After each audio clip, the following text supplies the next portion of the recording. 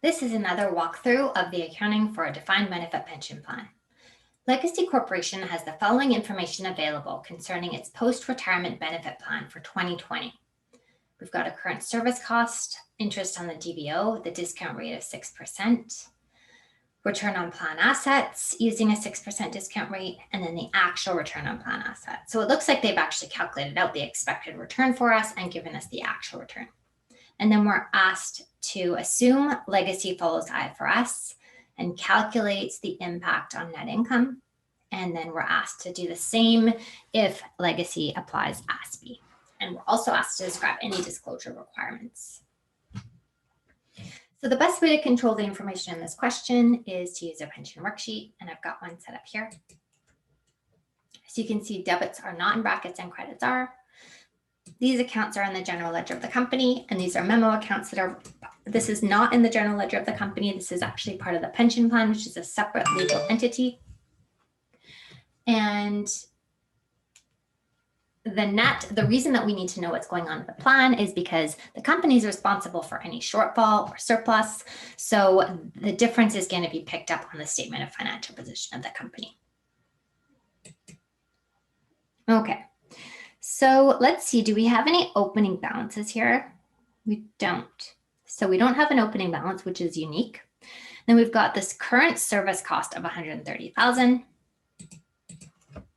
So let's record current service cost. And so current service cost is when the employees have worked throughout the year. So they've increased the future value of their pensions. So the company needs to accrue the expense related to the pension that the employees have earned. So we're going to have a debit to our pension expense for $130,000, and we're going to increase our defined benefit obligation. So we know that the employees have earned an extra $130,000 of pensions. So the company is going to expense this. And in the plan, the pension plan itself, this is the present value of the future obligations of the pension plan. So we're going to record $130,000 here because this is a liability. This is an increase. Then we've got the interest cost on the DBO, discount rate at 6%. So our expected return our interest cost on the DBO. So the DBO, which is this present value of future obligations under the plan, is present valued. So every period, whatever the stream of future cash flows under that plan are represented in that DBO, they're getting closer and closer and closer. So those employees are closer to retiring. So we need to take into account that acceleration of the present value, which is an interest cost. So interest cost on the DBO. We're given the number. Normally we would have to calculate that, but we're told it's $65,500. So the interest cost on the DBO is going to be an expense. So it's going to be an expense of the company, $65,500, I think it was. And it's also going to increase the value of the DBO because, of course, now that liability is that much closer. So the time value of money has less of an impact. Return on plan assets. So our plan assets, you can think of them as a cash account, it's cash sitting in a bank account. It's the simplest way of thinking of it. They could be investments. They will be investments, but regardless, there's some sort of cash or investments that are earning a rate of return.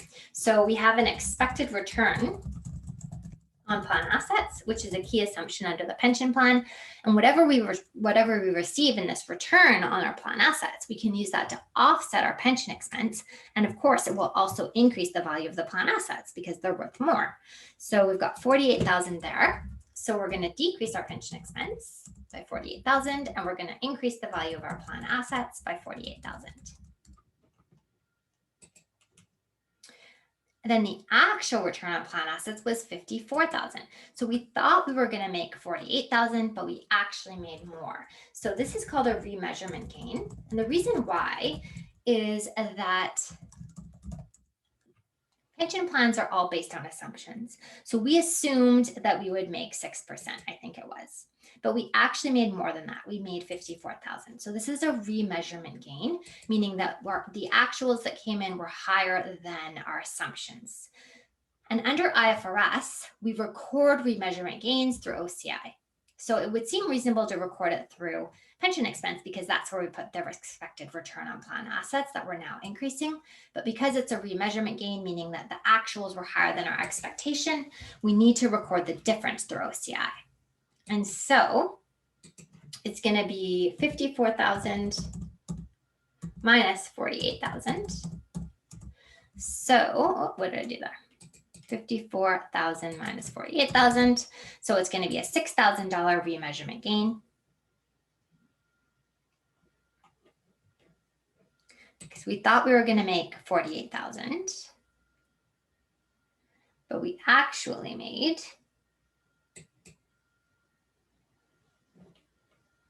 $54,000. Yep. So we've got a remeasurement gain of 6,000.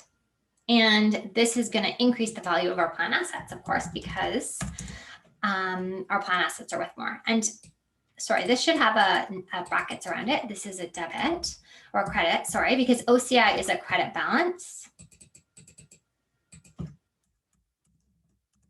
OCI is a credit balance. So to increase OCI, we need to credit it.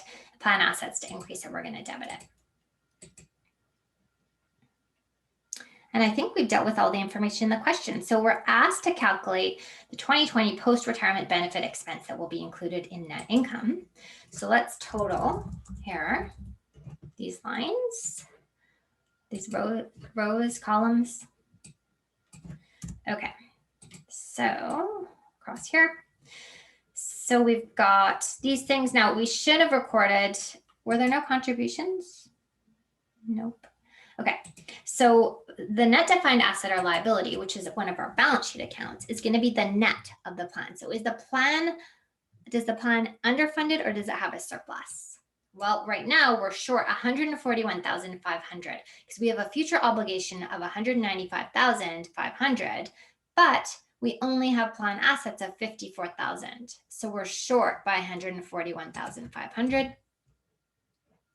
So this is what we're going to need to pick up from the balance sheet of the corporation, the shortage. This is our liability. We're going to need to find a way to make that right because we've already promised the employees what they're going to receive. We can't go back on it just because the plan assets aren't enough.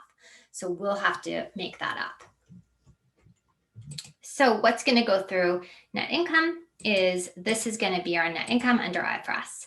And that's what we were asked as the pension expense. Which is going to be our net income. And then of course, we also have an increase in OCI, which does go through shareholders' equity. But here we're specifically asked for, an interesting point is that in the question, we're specifically asked for net income, not shareholders' equity. So the answer to the net income specific question would be this 147,500, which is going to be our pension expense for the year, which is going to obviously decrease net income. Okay, so we dealt with A then. So B asks us to do the same thing if we were reporting under ASPE. So how would these accounts be different under ASPE? Well, under ASPE, there's no such thing as OCI. No OCI in ASPE. So what happens to this $6,000 remeasurement gain? This gain is going to be used to decrease our pension expense in net income.